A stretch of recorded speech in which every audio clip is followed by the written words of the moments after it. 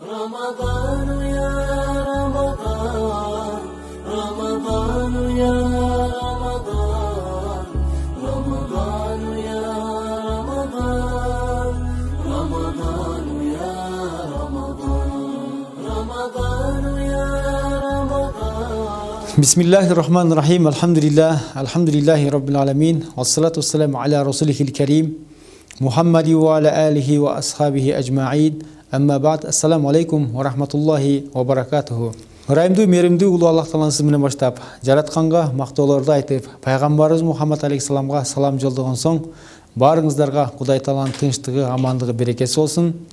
Үстүбүзгө кирип келген Рамазан айда баарыбызга мубарак, берекелүү, күнөөлөрдөн тооба кылган, соопторго эргешкен, жакшы, пайдалуу айлардан болсун деп Кудай таалага дуа кылып кетебиз. Анда эмесе сиздер менен бүгүнкү биздин эфирибизде Иордания мамлекетиндеги бүткүл дүйнөлүк ислам университетинин бүтүрүүчүсү, ошондой эле Абдыжапар атындагы ислам институтунун бул жердеги окутуучусу Дурмаматов Актан агай, кош келдиңиз биздин эфирибизге.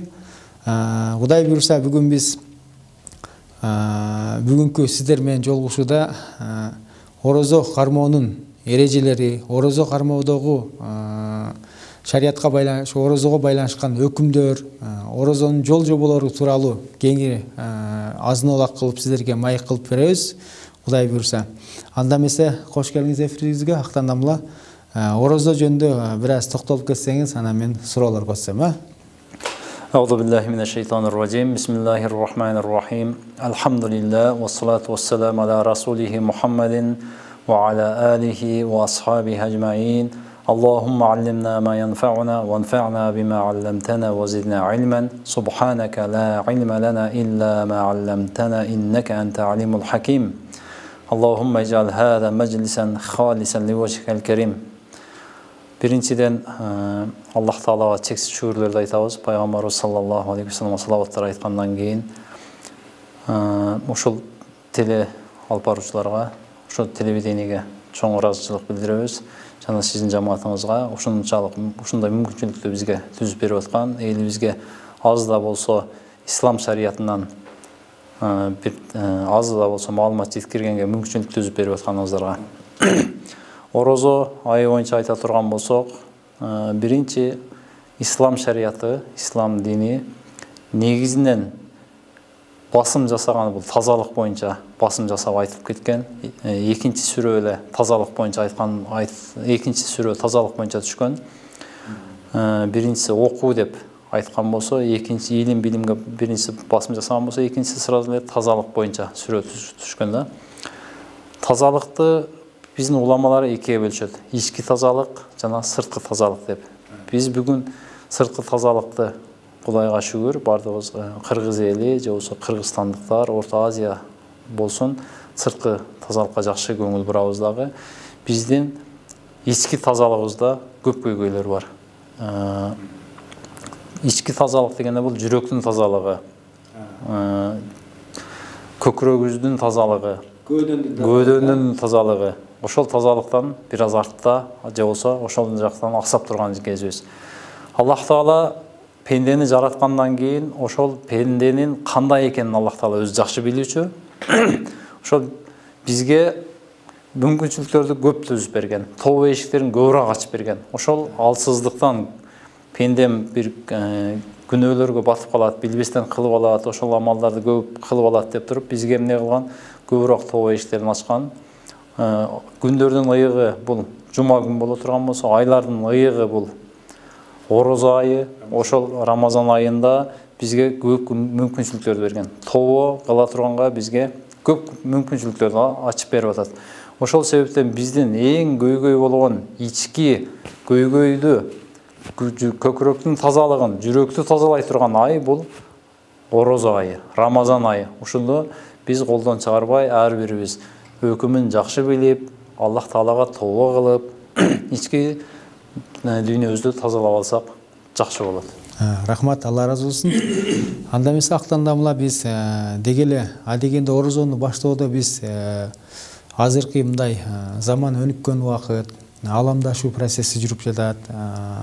Ушул жерден туруп каалаган дүйнөнүн каалаган кезинде биз дароо саналуу бир убакыттардын ичинде, секундтардын, минуттардын ичинде кабарлашканга азыр мүмкүнчүлүгүбүз бар. Илгерки убакытка караганда кыйла азыр климат өзгөрдү десек болот. Илгерки заманга караганда мындай убакыттын, замандын жүрүшү баары башкача. Мен сиз берейин деген суроо мындай болот атамла. Азыркы учурда адегенде орозонун башталышы жана аягында бүтүшү. Орозон башталганда эле биздин кээ бирки жарандар дароо бул жакта мен иним окуйт эле, агам окуйт эле деп эле ар башка өлкөлөрдөн эле билип алып ошол жакты турап ээрчип кетүүрү динибизде кандай каралат? Же болбосо биз кимди орозонун башталышын кимдер тараптан угушубуз керек? Кайсындайдыр бир ислам шариятында өзүңүз билгендей эле бир жетекчиликке баш ийүү, бир туура жактан кабар алуу бизде эң негизги нерсе болуп эсептелет. Ушул жөнүндө айта кетсеңиз иншалла. Жакшы.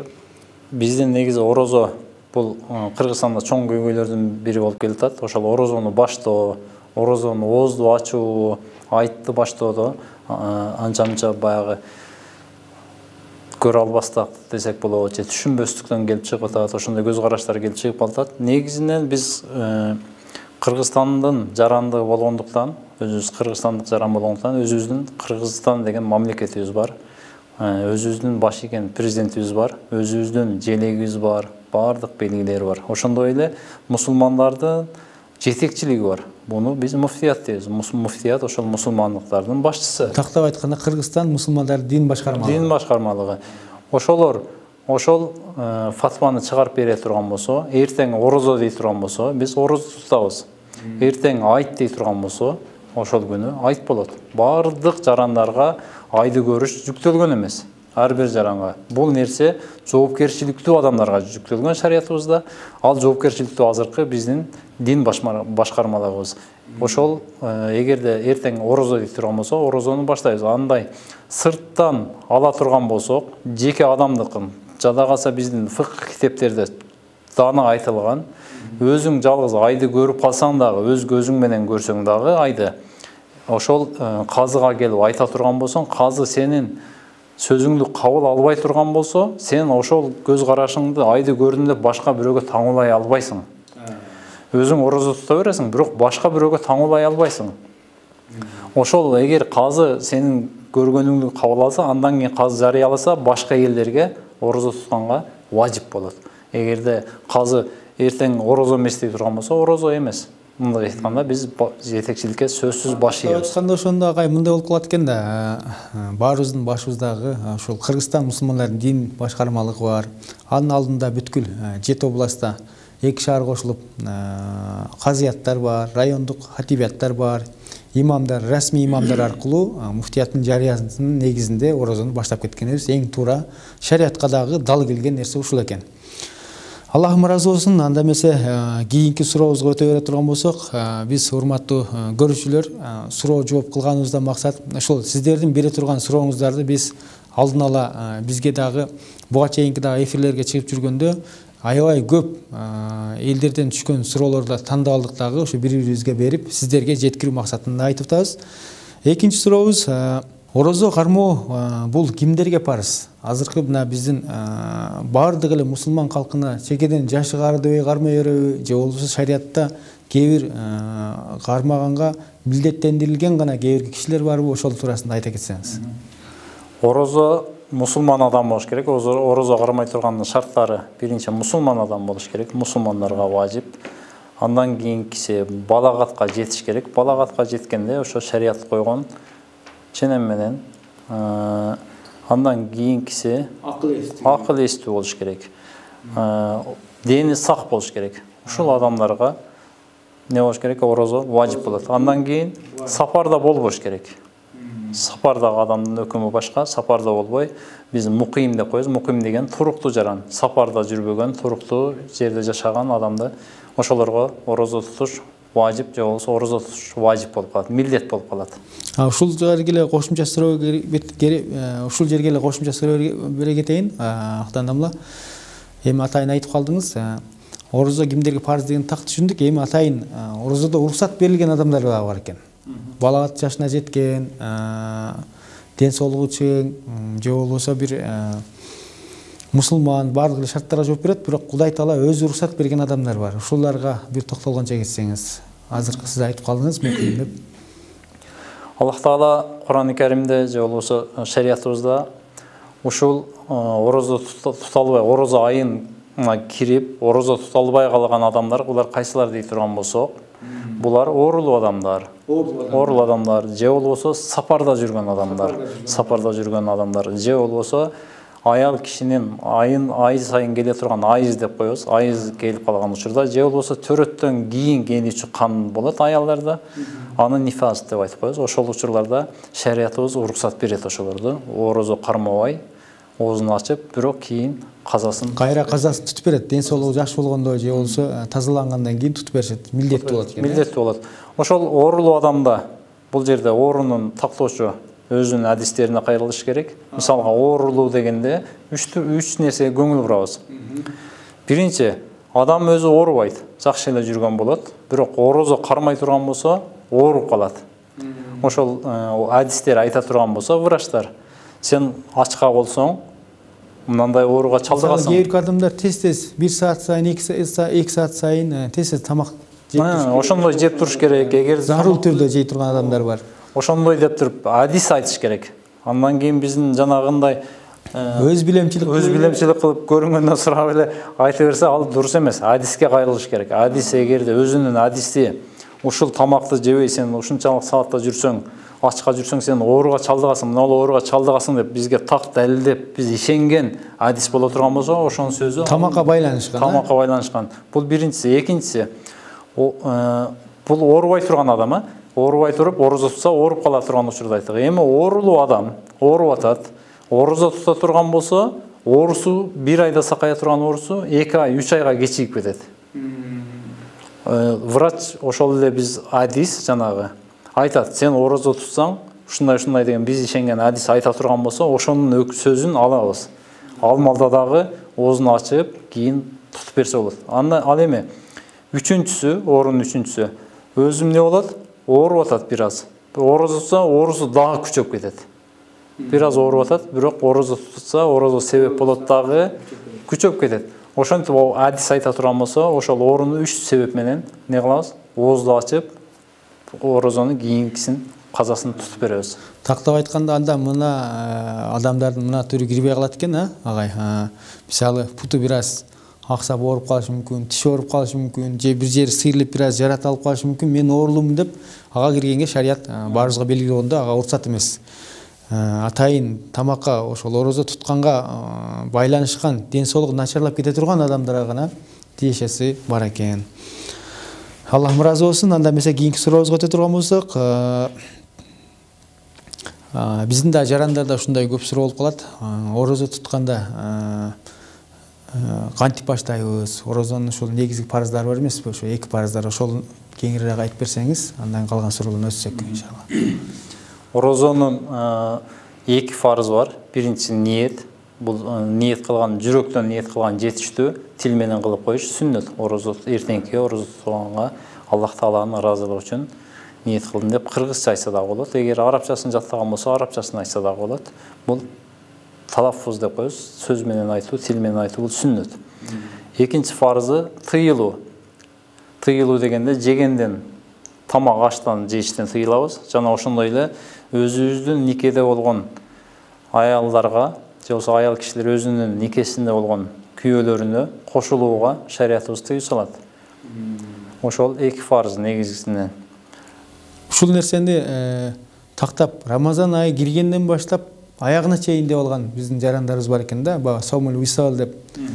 Илгерки пайгамбарлардын ошол убагындагы 1 ай ой толук орозо тутуу, күнү түнү дегенде түшүнүп алат экен. Бизде ал нерсе баарыбызга белгилүү болгондой, ошол орозо туткандан баштап эле эмне ооз ачканга чейин эле болуп эсептелет, Аллах ыраазы болсун. Анда эмесе эми орозонун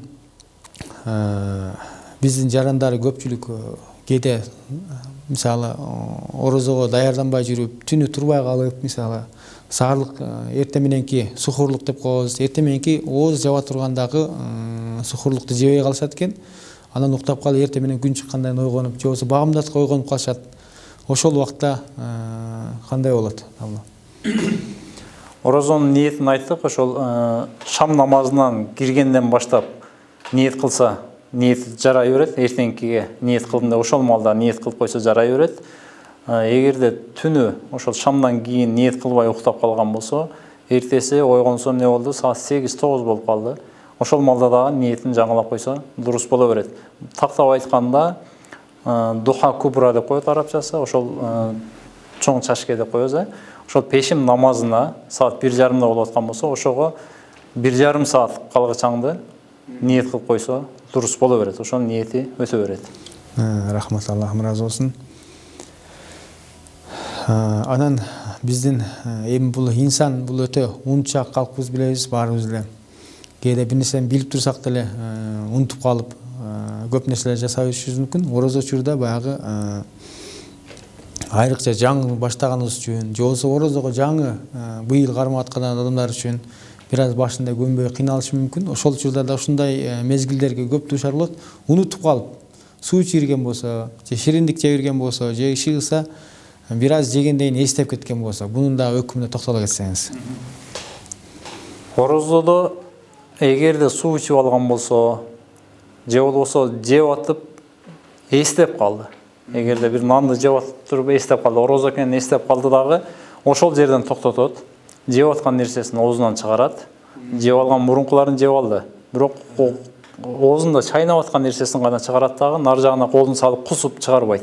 Өзүн өзү кыйнап ушунчалык ашказандан баарын чыгарыш кажет эмес. Жок, оозундагысын чайнап атканын гана эстеп калган жерден чыгарат дагы. Оозун чайкайт, Чайкайт кадимкидей. Андан кийин орозосун уланып кете берет. Себеби пайгамбарыбыздын хадиси бар. Ошол бир сахаба ушундай болуп сурап келгенде деген, ким ичип алган болсо, аны Аллах Таала ичирди жана жедирди. Сыйлады деп. Ал оозду ачып, кийин карызын тутуп берип, кыйналбаш керек. Унутуп калган болсо, эгерде атайлап жеп алган болсо, ал башка маселе. Бул унутуп калган маселеси. Эми биз ошого чейин орозо тууралуу сөз кылдык. Эми биз тарыхый жактарга да көңүл бурганча кетели. Рамазан айында деги эле ислам тарыхында кандай бир өзгөчөлүктөр, обочолуу бир тарыхый окуялар болду эле? Негизи орозо айында көп, бүгүнкү күнгө чейин көп окуялар болгон. Орозо, ыйык орозодо негизги тарыхта жазылып калган, биз үлгү ала турган нерселерден анча-мынча мисал катары айтып кете турган болсок, биринчиси эле бул биздин адамзатынын жашоосу болгон, адамзатынын акыретте пайдалуу боло турган нерсеси. Бул жашоодо да пайдасы тийген, акыретте да пайдасы тийген, биздин законубуз дейбизби, же биздин мыйзамыбыз түшүрүлгөн ыйык Кур'ан-ы Карим ушул Рамазан айында түшүп баштаган. Ыйык китеби ушул Рамазан айында башталган. Андан кийин экинчи эле себеби ушул адам затынын бактылуулугуна чакырып аткан динибиздин түркүгү болгон намаз. Намазыбызга 5 убак азан чакырылат. Ошол азандын чакырылышкан азандын келип чыгышы дагы ушул Рамазан айында болгон. Андан кийинкисин айта турган болсок, Газватул Бадр деп коебуз. Газватул Бадр да бул тарыхый исламийда өтө чоң мужизасы менен белгилүү, мусулмандарга чоң жеңиш алып келген, мусулмандарга бир чоң бурулуш алып келген. Бул бир мужизасын айта турган болсок, 317 же болсо 315 ондон көбүрөөк сахаба деген, 315 деп. Ошол сахаба мушриктерге, кафирларга каршы согушка 1000ден ашык жоокерге согушка чыгышкан. Ошол жерде чоң жеңиш менен кайтып кетишкен. Андан кийинки окуялардан Фатхул Макка бар. Рамазан айында ачылган булда. Фатхул Макка дегенибиз Мекке шаарынын мусулмандарга кайтышы. Пайгамбарыбыз саллаллаху алейхи вассалам Мекке шаарынан Мадинага кубалап чыгышып, андан кийин пайгамбарыбыз ал жактан сахабаларды даярлап келип, андан кийин не кылган? Меккени кайра мусулмандарга кайтарып алган. Андан кийинки окуялардан дей турган болсок, дүйнө жүзүнө белгилүү шариятында өтө орду чоң университет бар. Чоң университет бул Азхар университети. Ошол дагы дүйнөлүк шариятта чоң орду бар. Чоң уламалар бар. Бизде дагы Кыргызстанда чоң уламаларыбыз ошол жерден билим алып келген, азырга чейин илимин таркатып атышат. Азыр деле алып жатышат окуучулар. Дүйнө жүзү боюнча белгилүү болгон университет ушул Рамазан айында түзүлгөн, түптөлгөн. Иншалла, бул Ал-Азхар университетин айтканда сөзсүз анага токтоло кетпесек болбойт. Бул азыркы көрүүчүлөр Аль-Азхар университети бул ошол дамлабыз айтып өткөндөй Мисир шаарындагы 1000 жылдан ашык тарыхы бар. Чоң-чоң биздин Кыргызстанга эмес, балким дүйнө жүзүнө чоң-чоң аалымдарды, атайын адистештирилген чоң аалымдарды, чоң ученыйларды, окумуштууларды дүйнө жүзүнө ар тармактагы, бир эле диний тармакта эмес, башка тармактагы окумуштуулар дүйнө жүзүнө жайып келүүдө. Алардын диний багыттагы дагы чоң аалымдары ушул биздин Кыргызстанда дагы чоң устаттар көп экенине баарыбыз билгилебиз. Жана айтып өттүңүз дамла, бул азандын дагы ошол орозодо айтылып калышына бул токтолсок болбойт. Негизинен бул баарыбызга маалым болгондой, азандын дагы бул чыгуу максаты пайгамбарыбыз намаз парыз болгондо эле азанды айттырып баштаган эмес экен. Элдердин ушул 5 убакыт намаз парыз болгондо пайгамбарыбыз сахабалардан саллаллаху алейхи вассалам пикир сурап, элдерди кантип ушул намазга чакырабыз дегенде сахабалар ар түрлүү ойлорду айтышат. Бирөөсү айтып келген экен, биз кадимкидей коңгуроо сыяктуу мына колокольчиктерди мындай коңгуроо кылсак, элдер бир убакытта ушул убакта келсе дегенде пайгамбарга жаккан эмес экен. Дагы бирөөсү болсо бул мажусилерге окшоп жанагы от жагып алып шамдарды ушундай нары бери бийик мунаранын башынан болобу бийик дөңсөлөрдөн ушундай жакканда ушундай элдер келсе экен деген түшүнүктөр жаккан эмес экен. Албетте бул Хазирети Умар дагы бир сахабанын түшүнө, эки сахабанын түшү бир келип, ушул түшүндө ушул азандын тексттерин айтып, пайгамбарыбыз айтып бергенде ушуну жактырып, анан пайгамбарыбыз ушул элдерге хайя алал фалах, хайя алал салах, хайя алал фалах деп намазга келгиле деп азандын бар тексттери ушул сахабалардын эки сахабанын бирдей түш көрүүсү пайгамбарыбызга келип айтканда, пайгамбар жактырып, анан ушул шаир ислам, исламдын бир чоң белгилери болуп калды десек, жаңылышпайбыз иншалла. Анда эмесе дамла дагы бир ушул биздин суроолорубуздан болуп калды.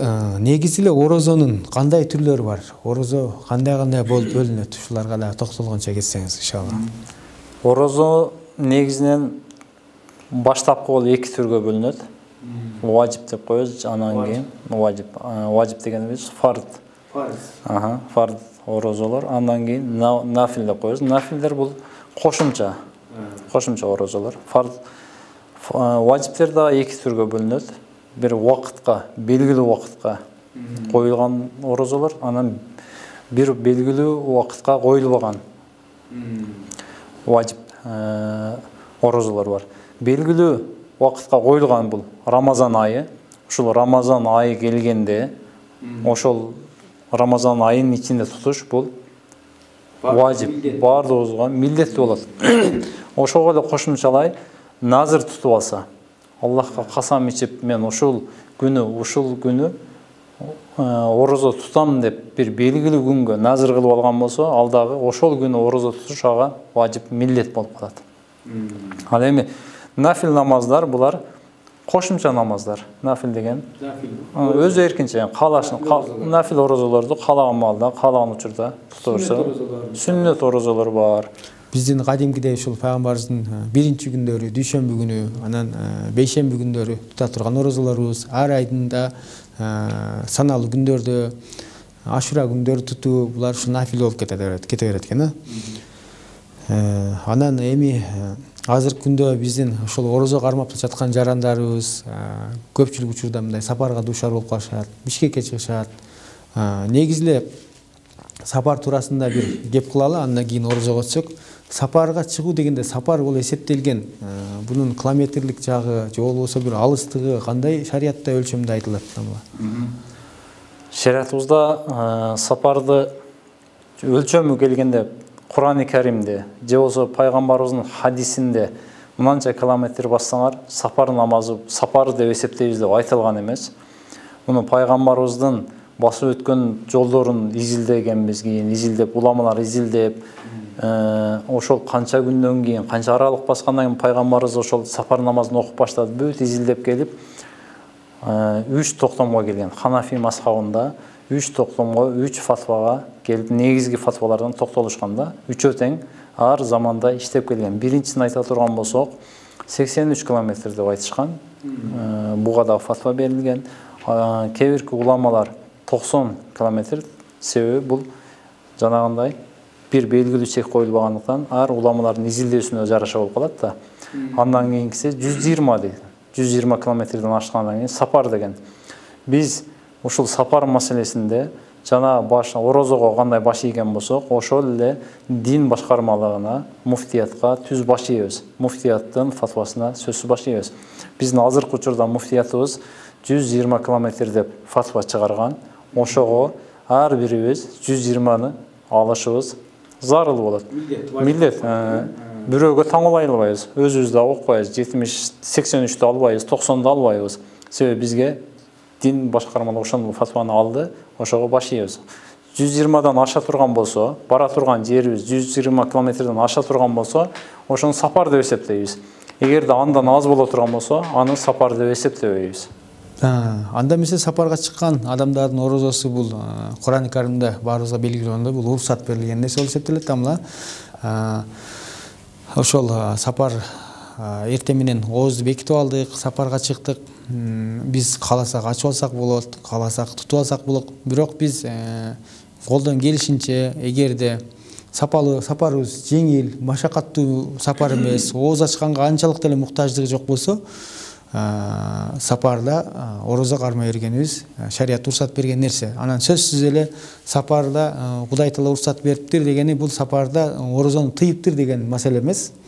Орозону кармасак боло берет, бирок кыйынчылык болуп, жолдун алыстыгы эми 120 километр деп айтылган бул сапарга эң баштапкы өлчөмү. Балким ошол күнү сапарыбыз 500 километр, 1000 километрлер болуп калышы мүмкүн. Ошол учурда кадимкидей чаңкоо келип чыга турган болсо, же курсагыбызды ачып, же сапарда бир жумушту ошо аткарып кетүү максатында боло турган болсок, кыйналган учурда шариатта уруксат башка келгенден казасын кийинки Рамазан айы бүткөндөн кийин тутсак боло берет экен да буланда. Анда эмесе мен ушул акыркы суроону берип жыйынтыктайын да була. Акыркы сүрөбүз бир толуктуу айтып коелу. Сапар намазына жана айтпай калыппыз. Сапар намазында орозо менен кошо сапар намазы дагы бар да. Сапарга чыгып атканда орозону бизде көп адашып болот да. Эртең сапарга чыгам деп кечкурун тамак жебей коюшат. Ниет кылбай коюшат да, эртең сапарга чыгам деп. Аны эртеси сапарга чыгып кетет, үйдөн эле тамак жеп алышат көп жарандарыбыз. Үйдөн эле тамакты жеп туруп эртең менен саат 9-да чыга турган болсо, эртең менен саат 6-да ооз жап атабыз.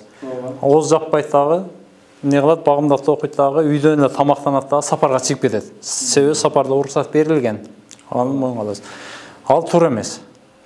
Сапарга чыкканда орозо качан башталат? Сапардын уруксаты сапарга чыккандан кийин ошол айылдан боло турган болсо, айылдын акыркы үйүнөн өткөндөн кийин анан шариятыбыз уруксат берет. Ошондо кийин оозуңду ачсаң болот. Ага чейин тамак жебейбиз. Акыркы үйдө намаз качан башталат десе, айылдан чыккандан кийин айылдын акыркы үйүнөн өткөндөн кийин сапар намазын окуп баштайбыз да. Ошол учурда дагы оозду ачсак болот. Ага чейин оозду ачпай. Бул намазга кыяс эле болуп калат экен да. Мисалы биз сапарга чыгарда, мисалы Ош шаарынан же Бишкек шаарынан башка шаарга же областка жыла турган болсок, Бишкек шаарынын ичинен чыгып кетмейин толук окуп жүрө беребиз намазды. Ош шаарынын ичинен башка шаарга өтмөй сайын деле толук окуп жүрө беребиз. Качан ошол Ош шаарынын эң чекенки бир айылдарынан келип шаардан чыгып кеткенден кийин анан эгерде сапарыбыз ошо 100 километрден аша турган болсо, анан сапарды баштайбыз да. Ошол сыяктуу эле анда биз эртең менен эле тутпай коюу эмес, ошол айылдан же тактап айтканда ушул биздин жашап жаткан жергиликтүү жерибизден башка жакка чыгып акыркы чекке келгенден кийин анан уруксат берилет. Ошондой эле жана кайтып келгенде дагы өкүмү бар. Сапарда оозду ачып алдык. Бирок үйгө асыр намазына келдик. Ошол жерден үйгө келип эле тамактанбайбыз эми. Кадимкидей эле орозону улантып баштайбыз ошол жерде. Бирок кийин бир күн тутуп беребиз. Казасына ошол күндүн казасын тутуп беребиз. Ошонун орозонун урматына бул жерде биринчиси орозонун урматына, экинчиси элдер дагы эмне дейт? Шубха пайда болуп калышы мүмкүн. Көкүрөгүндө күмөн. Бул эмне? Молдеке орозодо тамак жеп жүрөт деп баскан турганыбыз менен ошо тамак жеш менен башка бирөөлөргө жаман терс дават берип коюшубуз мүмкүн. Негизи эле бул маселе бир күндүзү кээ мисалы оорулуу адамдар бар да, мисалы шариятта уруксат бериле сапар эмес, башка ошол айызы келген аялдарыбыз, айымдарыбыз үчүн болсун, же болбосо бир оорулуу адамдар, ушуларга деле Рамазан айынын урматында баарыбызга белгилүү болгондой кадимки эле башка күн сыяктуу эле ичип жеп, алардын көзүнчө ичип жебестен бекитип алып жеп, же болбосо көчөлөрдө эле тамактануу бул жакшы эмес болуп көрүнөт. Ошондой үзүрү барлар жакшы ушуну айтып кеттиңиз, эстеп калдык да. Жанагындай үзүрлүү адамдар далдоораак жерде тамак жешсе, абзелирак да. Андан кийин сакалды коюп, топуну кийип, күндүзү көчөдөн жеп атса, бул туура эмес көзгө караш. Үзүр экенин эч ким түшүнбөйт. Үзүр экенин айта албайсың, эми бардык элдерге айта албайсың, мен үзүр элем, ошон үчүн жеп атам деп жазып албайсың, же кыйкырып айта албайсың. Алар түшүнбөйт. Балким аялдар, ошо айызы келген адамдар, балким бала эмизип аткан аялдар болуп калышы. Бала эмизип аткан аялдар да оозун ачып алса болот. Эгерде баладан корккон болсо. Ушул боюнча дагы биздин эсибизден чыгып кетиптир, суроого дагы кененирээк айтып берсеңиз, канча айдан өткөндө же бир шариятта орду барбы, бала эмизгендердин эгерде алар эмизбей койгон болсо, баласы ачка калат, эме өздөрү кыйналып калышат. Ушул жол жобосу боюнча бир аз айта кетсеңиз. Ошол булар да үзүрлүүлөргө кирип кетет, үзүрү барларга. Боюнда бар аялдар, эгерде ошол боюнда тамак ичпей койсо, боюндагы балага зыян бере турган болсо, балага коркунуч жарала турган болсо, ал малдан не кылат? Ошолунда да оозун ача берет. Ага шариятыбыз уруксат берет. Эч кандай кафарасы жок. Ал эми бала төрөгөндөн кийин, бала эмизип жүргөндөр боло турган болсо, баланы 2 жылга чейин эмизиш керек. Ошол 2 жылдын ичинде орозо туш келип кала турган болсо, орозого, анда баласынан корко турган болсо, ошол орозо тутса сүт келбей калышы мүмкүн. Же болбосо баягы өзү ачка калып калат. Тез эмген үчүн ал курсактар тез ачат. Апалардын же болбосо энелердин, келинчектердин бала эмген сайын ага азык кетип атат да, ошондуктан курсагы тез ачып, өзү көбүрөөк кыйналып калышы мүмкүн да. Ошол себептен шариятыбыз ага уруксат берет. Балалы балдар оозун ачып. Бул да бирок чегинде экен да, эгер баласы чоңоюп калып, бир күндө аз эле эми 2 жашка жакындап калган бала болсо, бир күндө өзү тамак жеп, өзү тамакка аралашып жеп кала турган болсо, анда мен бала эмизем деп эле шылтоо кылып кармай койгон да дурус эмес экен. Ден соолукка карап туруп, жооп бере турган болсо, карамаш милдет болот. Ошол негизги бир жакшы нерсени айтып кеттиңиз. Шылтоо кылып деген нерсе мусулман адам болгондон кийин бул жашообузда бир келген нерсе. Башка адамдар үчүн деле бул жөнөкөй дени сак адамдар деле бир шылтоо кыла берет да, ишин, жумушун, же болбосо бир пут ооросо деле пут менен орозонун эмне байланышы бар дегендейчи. Себеби биз буга олуттуу карашыбыз керек. Жашообузда мына көрүп атабыз, басып кетип атабыз. Орозого жетпей калган адамдар канча, бул орозого Аллах Таала ошого бардыгыбыз жеткизсин. Ушул орозого жеткиргенге шүгүр кылып, ушул орозо тутканга аракет кылып, орозону тутуп калсак, себеби эмне? Бир күндүк орозону кое бере турган болсок, Рамазан айында кайра 1 жыл тегерентип нафил орозо тутуп келсек да, бир күнгө тете эмес да. Себеби бул орозо деген эң негизги Аллах Таала менен байланыш болот. Ички байланыш. Намаздагы көрөнөт да. Намаз окуй алсаң, эмне намаз окуй атасың дейт да. Бирок орозо экенинди эч ким билбейт. Бул сыр. Аллах Таала менен пенденин ортосундагы негизги сыр да. Бул не? Аллах Таала дагы ошон үчүн айтат. Орозонун сообун мен өзүмө бердим деп. Бардык соопторду кадыр менен айтып кеткен. Мисалы, Курандан бир тамга окусаң, 10 сооп болуп атат. Ихлас сүрөсүн 3 жолу окусаң, Куранды окуган толук соопту берем деген бир амалдардын көпчүлүгү эмне болгон? Сооптор айтылып кеткен. Бирок орозонун ушундай сыр болгондуктан, Аллах Таала менен пенденин ортосунда сыр болгондуктан, бул эмне болуп кетти? Аллах Таала сообун мен берем деп атат да. Бул сообунун эсеби жок негизи дейт да. Ошол себептен биз орозо айында оозду кантип ачып алам деген шылтоо издебей, орозону тутуп калганга аракет кылышыбыз керек да, ар бирибиз. Рахмат, Аллахым разы болсун. Анда эмесе биз акыркы суроону берели дамла. Ушул бул эми негизи орозого байланышкандай бир жолу маселелерди айта кеткен жакшы. Жылдын ичиндеги макрух болгон орозолор бар, же болбосо бир даталуу күндөрдө, же болбосо бир шариятта ошол орозо тутуу тыйылган, наоборот, тескерисинче тосулган, тутканга шарият уруксат берген, арам болуп кала турган күндөр бар. Ошолорго бир токтолуп кетсеңиз, анан жыйынтыктасак эфирибизди иншалла. Орозо тутулбаган күндөр булар айт күндөрү. 2 айтта орозо тутулбайт. Бул күндөрдү тутуш. Орозо айтта, Курбан айтта орозо туткан болбойт. Бизде орозо тутпайбыз. Ошондой эле шек күндөрү тутуштагы макрух болуп калат. Себеби кайсы күн экенин белгисиз. Жума күндөрү. Жума күндөрү дегенде, жума күнү тутуш бизде макрух деген көбүрөөк таркап кеткен. Бирок бул кайсыл жактан келген? Жума күнү эгерде кээ бирки жарандарыбыз, мусулмандар дүйшөмбү, бейшемби күндөрү тутуп жүрөт постоянно. Бир күн ачып, бир күн орозо туткан, дайыма тутуп жүрөт. Нафил намаздарды дайыма тутушат. Ошол туткан күндөрү бир күн ачып, бул Давуд орозосу деп коебуз го, бир күн оозу ачык болот, бир күн тутат, бир күн оозу. Ошол күндөрү жума намазга туш келип калса, жума күнгө ага эч кандай макруh болбойт. Ал эми жума күндүн өзүн гана тутуп, башка күндөрдө Эми бирөө болушу мүмкүн да, өмүрү намаз неме, орозо тутпайт, эч орозо тутпайт. Анан келип эле бир күн эле жума күнү тута калды да. Ошол жума күнгө тутуп койду. Ошол күнү туткан болсо, ошондо макруh болот. Эгер жума күнү тутуп калган күнү дароо улантып кете турган болсо, шерик кошкон болсо эчтеке эмес. Андай болсо, орозо айдын ортосунда келип туш келип калган болсо, жума күн, баягы 3 күндүк айдын башында ошондой туш келип калган болсо, эч кандай макруh жок. Бирок именно ошол эч бир орозо тутпастан, нафил орозо, Рамазан айынан башка орозо тутпайт. Бирок бир гана жума намазга келип эле ошол күнү тутам десе, ошол макруh болот бизде. Андан кийин айызы келгендер орозо тутпаш керек. Ошол орозо тутпаганы менен ошолорго сооп болот. Аллах Таала кылба деп атат да ошол амалды. Ошол кылбагандыгы менен ошончолук сооп болот. Мен баягы айызым келип калды деп кызалат болбош керек да. Же болсо нифас төрөттөн кийин келип калды. Ошолор болуп мен баягы соопко жетишпей калдым деп кыжалат болбош керек. Биздин апалар, энелер, эже карындаштар, себеби Аллах Таала айтат. Аллах Тааланын буйруганын кылсаңар, тыйганынан тыйылсаңар деп атат да. Ошол тыйган нерсесинен тыйылса, ошол дагы сооп, ошого жараша сооп болот да, ошого тете. Ушул жерден эми суроонун арасынан суроо туулуп калды да, мына бир жолу айта кетпесек болбойт. Баарыбызга белгилүү болгондой, Рамазан айында эгерде ошол үзүрлүү айымдар үчүн же болсо төрөт учуруна туш келип кала турган болсо, орозосунун казасын кийин кармап берет деп айтып атабыз жанатан бери. Бирок эгерде намазына туш келип кала турган болсо, намаздардын казасын ал убакта кечирилген экен, эмне жооп берилбейт, казасын окуп бербейт. Бул да болсо шариаттын жеңилдиги болуп эсептелинет экен. Анда эмесе актанда мына биздин эфирибизде маек куруп бергениңиз үчүн Аллахым ыраазы болсун.